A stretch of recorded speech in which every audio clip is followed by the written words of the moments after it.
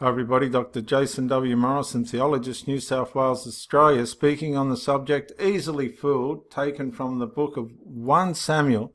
We're in chapter 20. Now, just in the last talk, we found out that finally David and Samuel had gone down to Naioth in Ramah.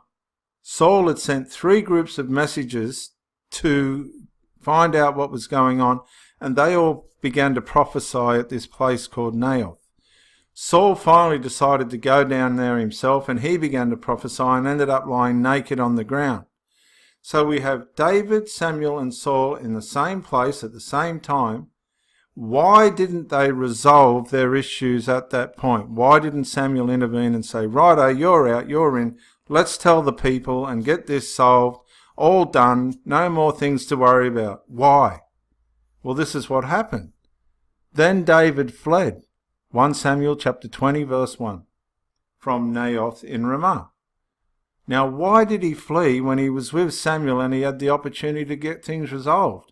What happened to Samuel? That's my question. Why didn't he do his job?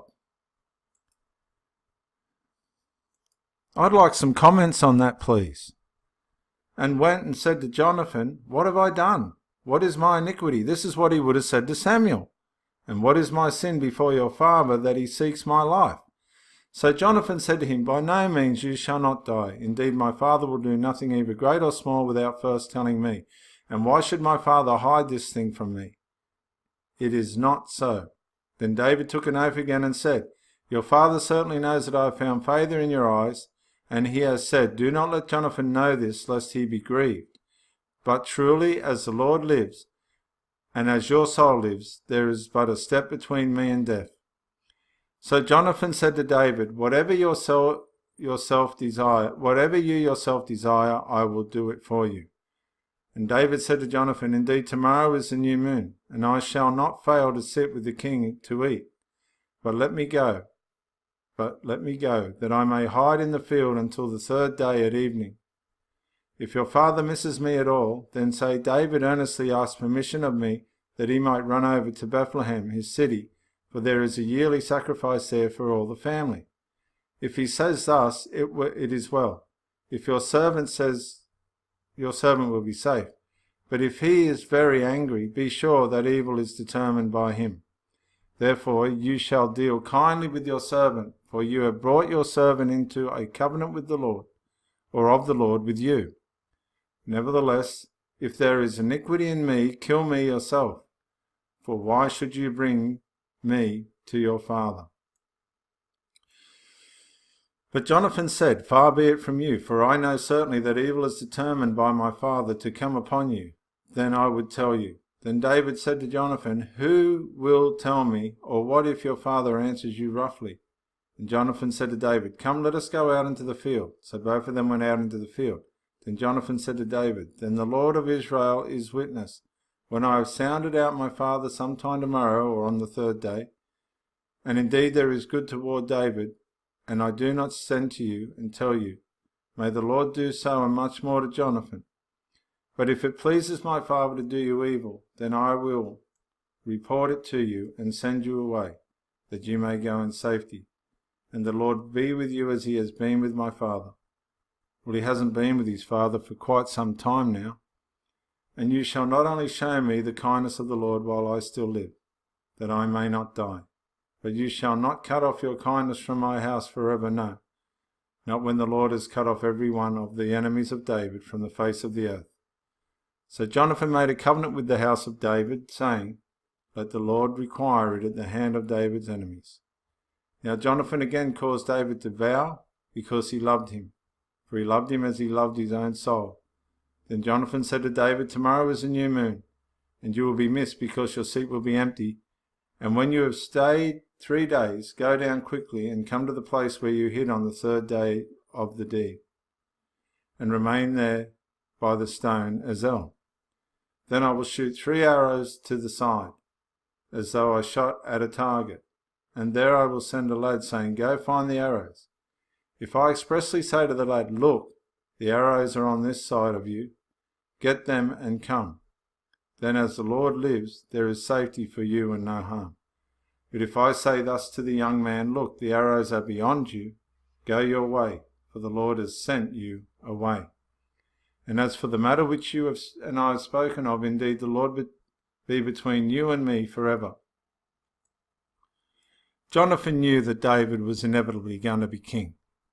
Then David hid in the field, and when the new moon had come, the king sat down to eat the feast, and now the king on his seat, as at other times, and on a seat by the wall. And Jonathan arose, and Abner sat by Saul's side, but David's place was empty. Nevertheless, Saul did not say anything that day, for he thought, something has happened to him. He is unclean. Surely he is unclean. And that's usually what people say, isn't it? The Jehovah's Witnesses say everybody is unclean except us. Or, there's always this sense that if somebody's not living up to your religious expectations, that they're unclean.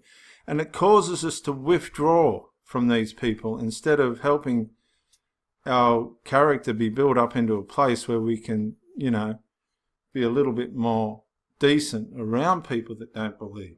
And it happened to the next day, that the second day of the month, that David's place was empty. And Saul said to Jonathan his son, "Why has the son of Jesse not come to eat, either yesterday or today?" So Jonathan answered Saul, "David earnestly asked permission of me to go to Bethlehem. And he said, 'Please let me go, for our family has a sacrifice in the city, and my brother has commanded me to be there. And now, if I have found favour in your eyes, please let me get away and see my brothers.' Therefore he has not come to the king's table." Then Saul's anger was aroused against Jonathan, and he said to him, "You son of a perverse and rebellious woman." Now, there's some speculation here as to this perverse and rebellious woman, because there's a woman, the woman's name that was Saul's wife, we'll find it somewhere, it's there somewhere, you find it yourself, is the name of one of the women that David had. And there's a slight speculation that Saul's wife had run off with David. It's only speculative, you look into it a bit deeper.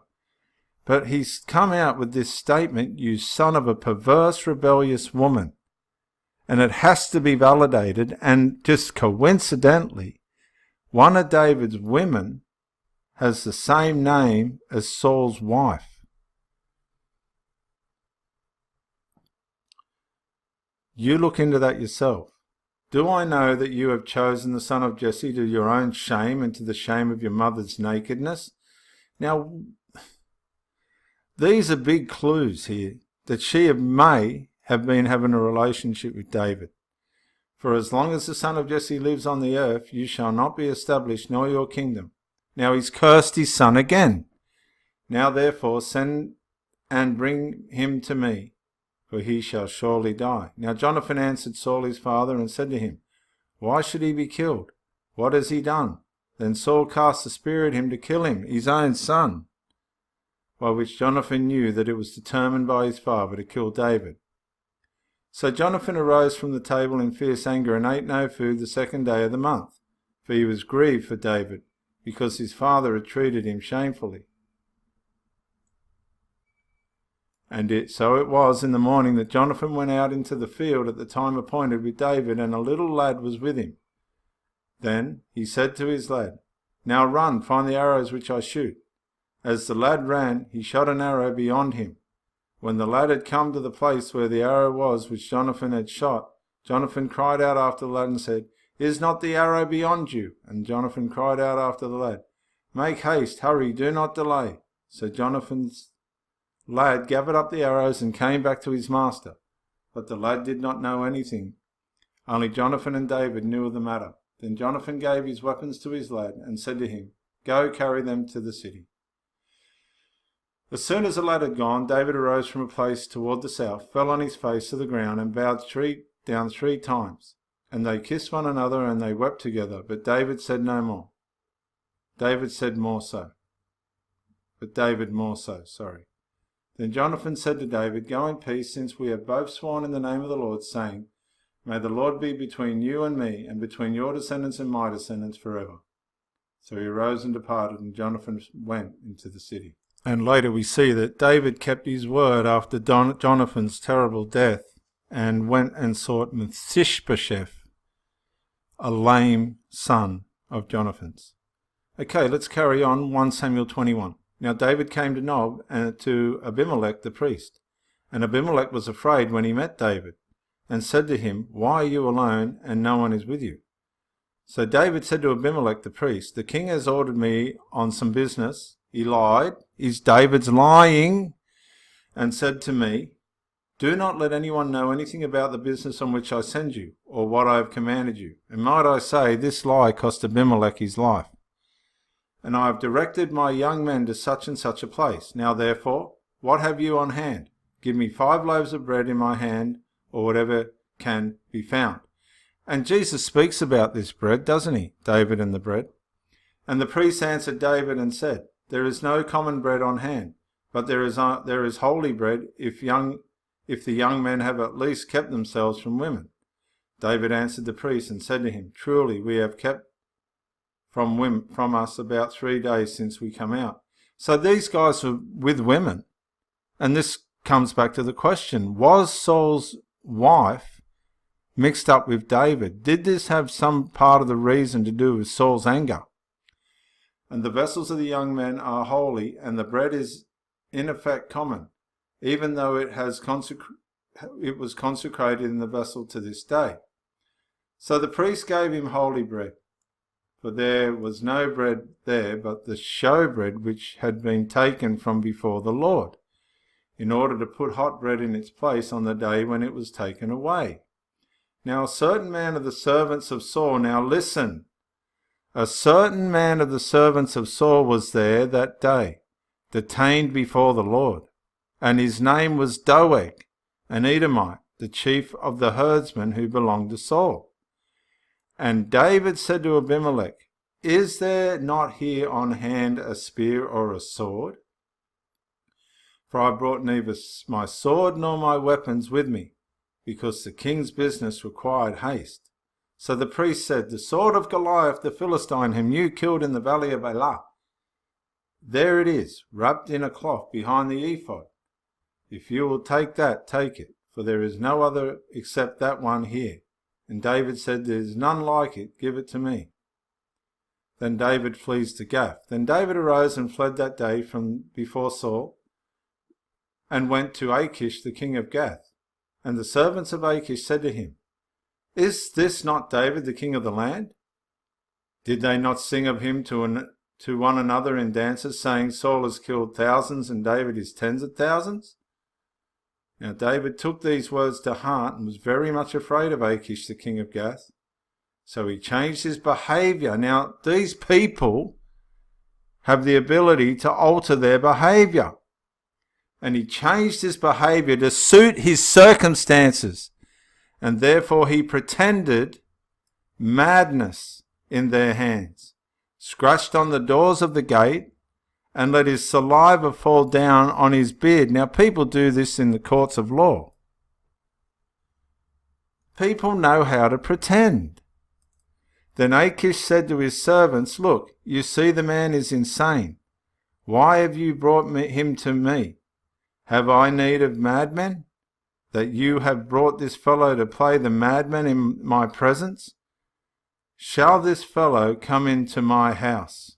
And I'm going to insert a video at this point. Now, does this guy look like he's mad? This is the Australian Royal Commission. Please listen along. I just want to insert this into this video. Does this guy look like he is pretending? Will not offend again, then you won't reprove.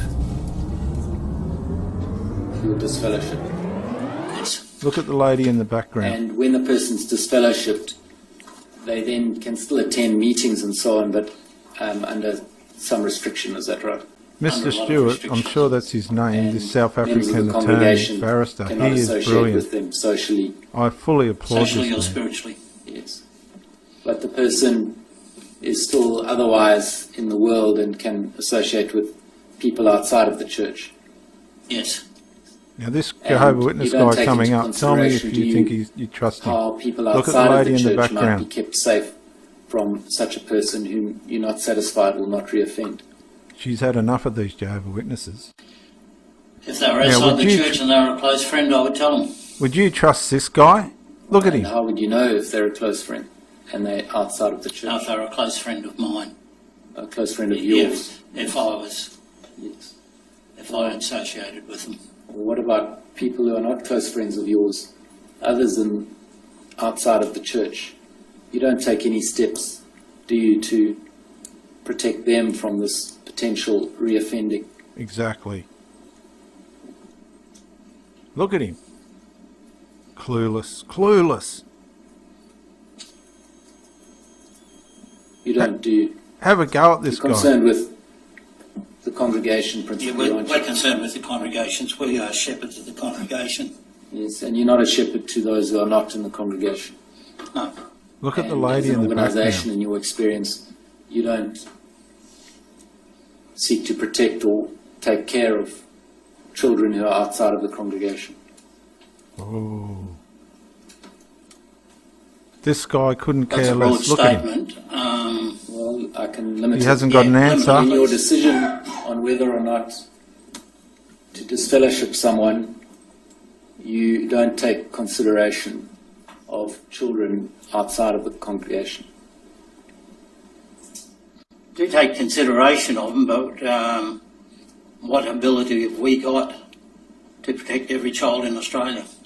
Well, what you can do is you can report to the child protection authorities. That is done in some cases. But generally it's not done, is it? No, It's not done unless there's a legal requirement for it to be done, is there? that is true.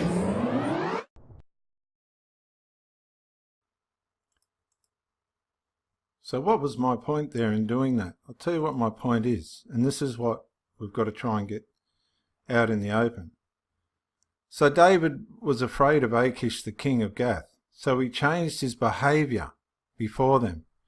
These people, these deceived people with an agenda, have an ability to change their behaviour and pretend, whether it be madness or honesty or whatever else. Humans have the capability to act, and they can do it well, just like in that video. So David changed his behaviour before them, pretended madness in their hands, scratched on the doors of the gate, and let his survivor fall on his beard. And then Achish said to his servants, "Look, you see the man is insane. Why have you brought him to me? Have I need of madmen, that you have brought this fellow to play the madman in my presence? Shall this fellow come into my house?" My point is, at the end of this talk, which is now, so he changed his behaviour and pretended. And I want you to remember that, because there's a lot of people out there who are very conscious of the fact that they have the ability to change their behaviour to suit their end, to get away with things that they know aren't right. And that's what David's doing here. Till the next talk. Thank you for listening, and bye for now.